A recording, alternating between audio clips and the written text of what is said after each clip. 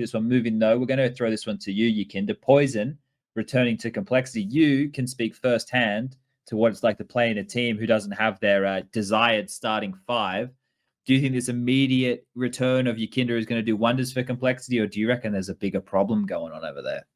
I feel like that obviously, like when poizon left for his like surgery or whatever, what he had the problem, and they took I believe it was Otto and Yep. only Otto, yeah. They did Nato in the well. beginning. Oh, yeah, Suffix Yugi, was there when Obo first left, then Otto, then Yugi. That's the order. I mean Yugi and Otto. Basically, like you saw the how they were playing those tournaments, that there was a problem. Obviously, that poizon wasn't there, and now, well, at least I hope that they're gonna get in a good form again. Because with poizon, they were like actually like really, really good. All of their players are really good individually. Shame that that situation with Oba happened, obviously, but I really have. I see a bright future for them, and I feel like if poizon doesn't have any problems like getting back into his form, this team is gonna be like easily like close to us somewhere. Okay, so you don't think that, because obviously I'm not fucking blind, and I'm sure most people in the Counter-Strike community aren't either.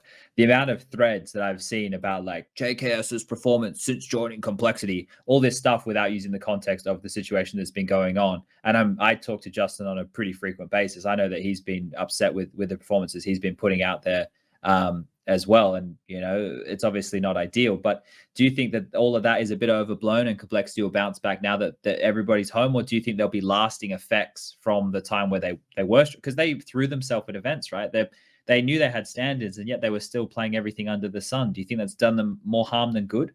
That's true. I believe that's a problem that they should like not forget the experience from it. Obviously, like from losing a tournament to tournament because of it, like they taking those tournaments, but then playing with the stand-ins all the time. And but like about the JKS, I mean, he's not playing even his roles, right? He's playing like these B anchor roles, and like I feel like if he's now getting used to them, and that now when poizon comes back, they're gonna bounce back easily and just become even stronger, I believe. Okay. I am a bit worried for JKS just because of confidence levels, just because it's been quite a long time since he was like the big star, you know, even in a match, you know, let alone in like an entire tournament he was used to. So that's definitely something that I want to keep an eye on, just to see if he can bounce back, because this is a pretty tough rut to be in for him for sure. Yeah, I've spoken to him a bit, like I was saying, and the thing was, like, I'm going to be honest with everybody right now. When this happened, and I knew that 100 Thieves was disintegrating, and I knew that there were players to go elsewhere, and JKS could have been on the market and go into Complexity, I see everybody now talking about these role overlaps and shit, right? On the CT side, and I played with him for many years. His job was to be an anchor on a bomb site. Keish, the B bomb site anchor. We had him playing ramp on nuke, train, solo, inside. Like a lot of these positions that he's playing, similar positions on the CT side, right? Like he's not out of his comfort zones there. And I was going back and watching some of his games the other day when they had that really good major run. Obviously, I'm biased. Yeah, whatever. You guys can, like, it's fine. I get it. Like, we have different biases and shit here. But I'm going back and watching the games of where like he's playing very well at the major runs, and he's being more aggressive on the T sides than what I'm used to seeing him these days, right? And I don't know like if there is genuinely a rollover. Obviously, Blame F, very, very lurky boy, right? This is one of the things that I have that gets stuck in my head. I was playing when hardcore lurkers like Happy and Get Right were some of the best players in the game. We all know that Counter-Strike can't be approached that way anymore, right? Like you cannot literally lurk every single round and expect to get away with the same shit like you would we did years ago. The game has evolved. Players like Yikinda are smart, right? They actually watch demos. Back in my day, we were meatheads. Throw smoke, start a round, run, kill, win, right? That's the fucking level of Counter-Strike. It's changed. But I think that these T-side rounds, like I remember in the early days when JKS first joined and Blame was on the team and everybody else died and they found themselves in a 2-on-4, and then JKS and Blame would play off of each other very well. Like, I don't know if we're looking at like recency bias here, but I don't know, Prof. What do you make of this complexity situation? You think it's completely fucked?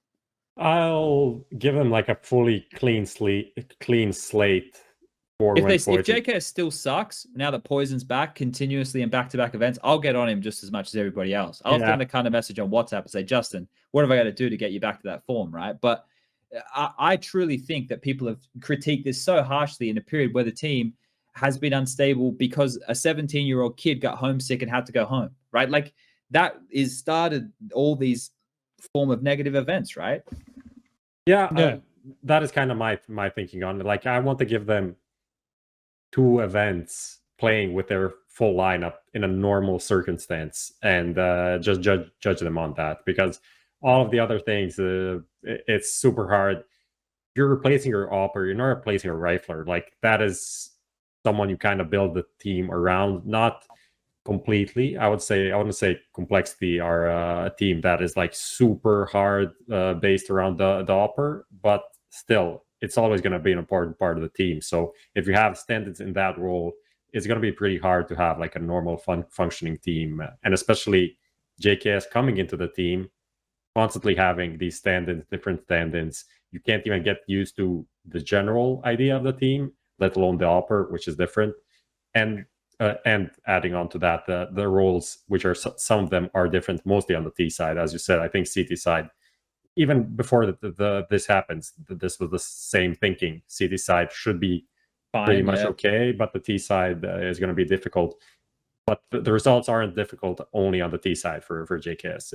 It's everywhere. Just overall. Yeah. Can I add something? Like the stability that player like.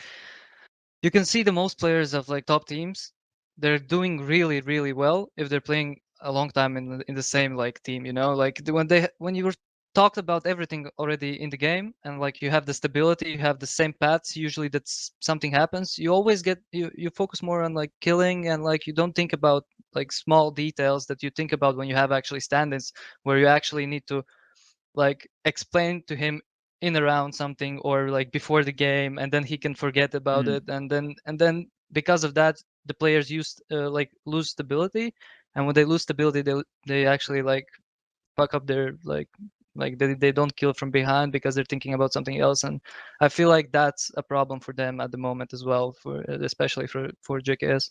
I feel like I really look, the thing is that I see all this shit on Reddit, and I remember what it was like when I was a player and just how hard cunts were on me. Like people back in Australia were like, get SPUNJ out of this fucking team. Listen, motherfuckers, if you motherfuckers knew how much shit I was doing just so that my teammates could get paid on time, because Chris Badawi and Monte Cristo fucking paid us illegally over PayPal. Like, Jesus, Joseph, and Mary. My job was not just playing Counter-Strike, right? Like, I'm gonna blow a gasket in a second here. I'm getting fucking tilted at myself. But the thing is, I see all this negative criticism, and you all have you're all here ready to lynch a cunt. Like everyone's like, yeah, fuck JKS, you shit, get in the fuck. Are you guys like insane? The kid was back-to-back 2 years in a row a top 20 player in the world. Like, it's been a spree of events where we can clearly see what the issue is. And if I'm wrong, and if they're still shit after this, and we should be on their case, I'll be with all of y'all. I'll be with you. I'll be there making the threads, commenting, yeah, fuck this guy, like being a baboon, smashing my face into a keyboard. But how about we actually use some context for once in our lives and look at this for what it is? It's a team which is in a terrible spot. I can imagine, right? I'm probably talking out of school here, but I'm just going to try this for a second. If I'm Blame F, right? And I'm not a motivated human, but Blame F is. And I've had really small periods in my life where I've been motivated for, I don't know, maybe about a week. And when I'm motivated for that period of time, it's a clear plan in my head. And I'm fucking go, go, go, go, go, go, go. And when I get good results, I have a positive feedback loop. So I want those good results again. Bang, bang, bang, bang, bang. Just keep doing, keep grinding, keep this, keep that, keep that. When you have that and you find success like Complexity did in the middle of last year, and then it tapers off and it dies and it dips down because of all these factors which you possibly can't control, and the only thing you can control is that same stuff of bang, bang, bang, bang, bang, continue, and you don't try and go, okay, there's a new problem here. How do we solve it? If I saw success like Blame F did, I would want to get back to that point immediately. This is it's a new team now, in the sense they've had 6 months of really rough time. The game has evolved. They have a new player that isn't Oba. I've spoken about this before on the show, but like the problems that they find themselves in, these need to these. I think they'll change. I have so much faith that in this next event, it's the play-ins, right? Complexity are gonna. I think they have a hard first game. They're in our bracket as well. Yeah, like, okay. We're playing Wisla Krakow. They're playing NIP, and if we win Wisla Krakow and they win NIP, then we're gonna meet. Okay. Wait, so they have they play Blast before then. They play the Blast Premier Spring group before then against Vitality. Jesus Christ. Okay, so they don't have it easy. They have NIP who look good, and then they have Vitality who are obviously looking good. So it's going to be they're going to go into the absolute storm. Complexity. Do we have anything else we want to say on Complexity, or should we keep this one moving? Keep it moving.